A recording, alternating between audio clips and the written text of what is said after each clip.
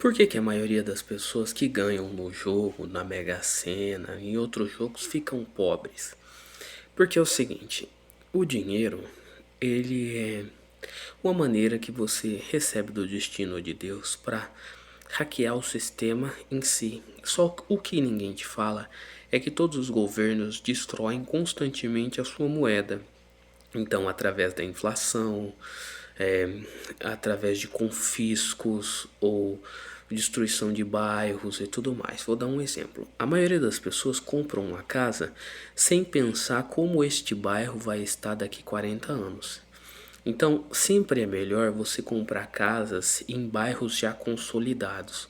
O que que é isso? É um bairro de rico? Não. Bairros que já têm estruturas feitas nele. Porque bairro com terrenos vazios no Brasil é algo extremamente perigoso, principalmente se você vai construir uma casa de alto padrão ou algo do gênero, porque aquilo pode sofrer uma invasão, uma ocupação, tudo mais, e você perde o seu investimento, tá certo? É igual essas obras que tem em São Paulo, que era um prédio caríssimo e uma favela surgiu do lado e ninguém mais quer morar naquele prédio. É a mesma coisa. Os bairros brasileiros sempre tendem a ser destruídos em 40 anos. Então, se os financiamentos têm uma média de 30 anos, após acabar o financiamento, você tem 10 anos para vender e mudar novamente. As cidades, elas sempre tendem a crescer. Vou dar um exemplo.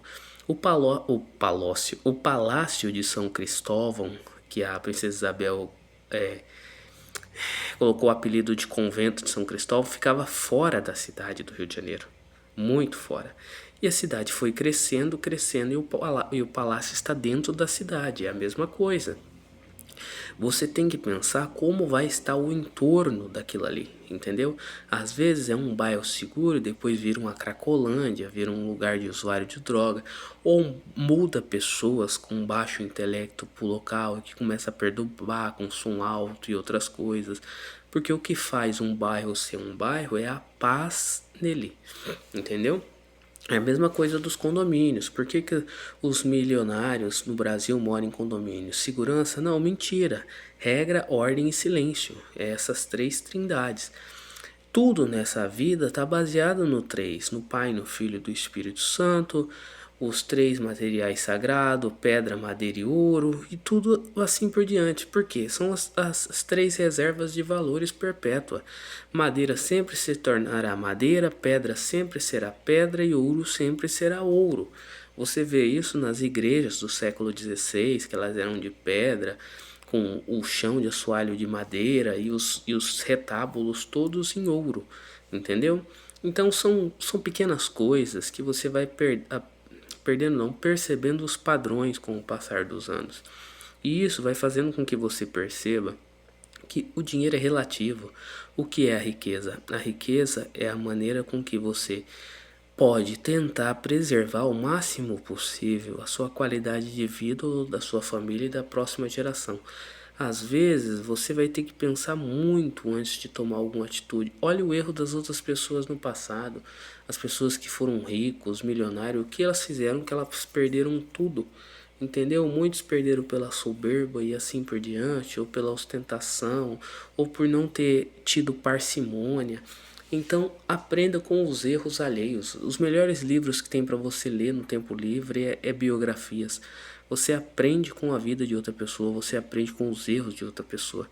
Infelizmente, as pessoas que se tornam ricos da noite para o dia, muitas vezes eles não tiveram como que eu posso dizer, um aprendizado passado de geração em geração que molda o comportamento do ser humano e que faz com que ele se preserve a grandes riscos. Como que essa pessoa não tinha nada, para ela perder é voltar a uma vida que ela já tinha, mas ninguém quer voltar a ser pobre, tá entendendo? Então, mesmo que você ganhe na Mega Sena, você tem que ter parcimônia.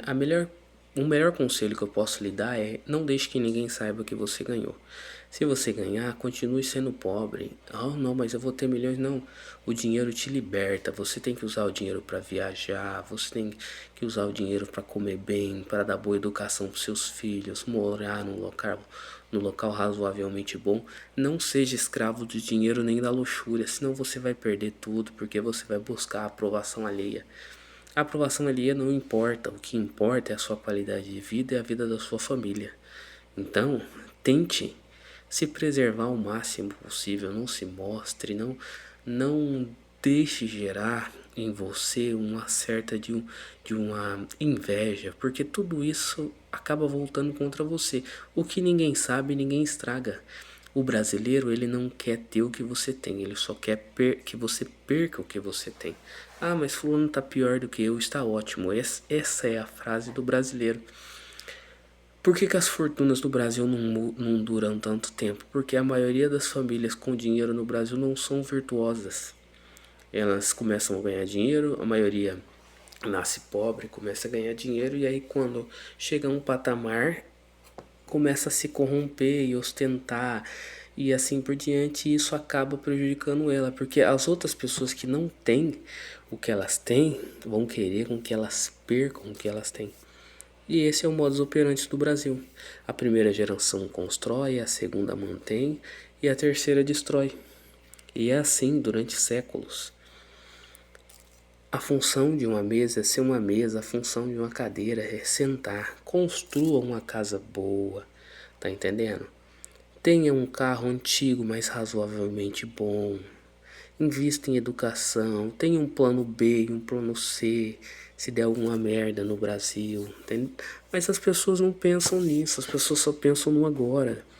E ficam vivendo como se o dinheiro nunca fosse acabar. Imagina as famílias que dormiram milionárias há séculos e no outro dia acordaram sem nenhum dinheiro porque o Collor congelou as poupanças.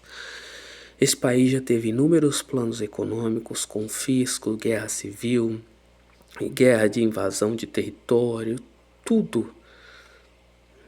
Você acha mesmo que o Brasil vai ficar vivendo essa paz para sempre? Olha o que aconteceu na Ucrânia. Os que saíram em 24 horas não morreram por um governo parasita. Você vai se sacrificar por um governo?